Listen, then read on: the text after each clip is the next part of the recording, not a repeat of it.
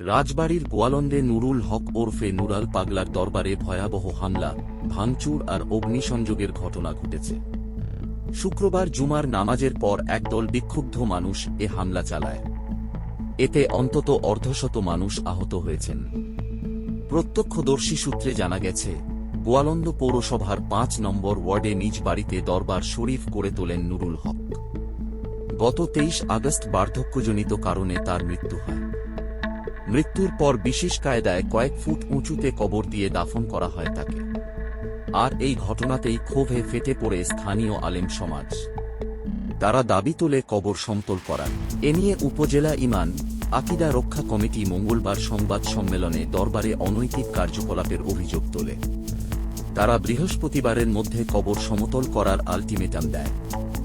দাবি না মানলে শুক্রবার জুমার নামাজের পর বিক্ষোভ কর্মসূচির ঘোষণা করে সংগঠনটি। আজ দুপুরে সেই কর্মসূচি থেকেই পরিস্থিতি নিয়ন্ত্রণের বাইরে চলে যায়। আনসার ক্লাব চত্বরে বিক্ষোভে যোগ দেয় কয়েকশো মানুষ।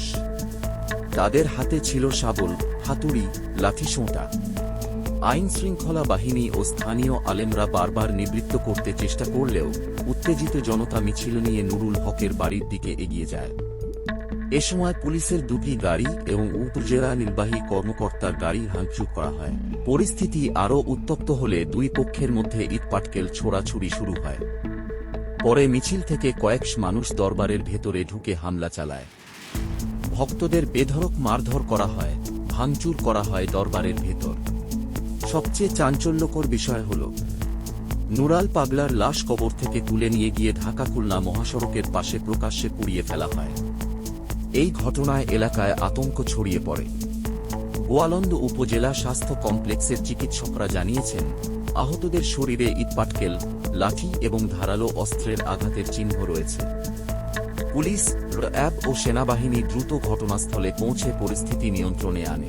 রাজবাড়ীর পুলিশ সুপার জানান, বর্তমানে পরিস্থিতি নিয়ন্ত্রণে আছে, তবে হতাহতের সঠিক সংখ্যা এখনও জানা যায়নি। স্থানীয়রা বলছেন, এ ঘটনার পর পুরো গোয়ালন্দ এলাকায় চরম উত্তেজনা বিরাজ করছে। আইন শৃঙ্খলা বাহিনী সেখানে টহল জোরদার করেছে। এরকম আরও আপডেট পেতে আমাদের চ্যানেলটি সাবস্ক্রাইব করুন।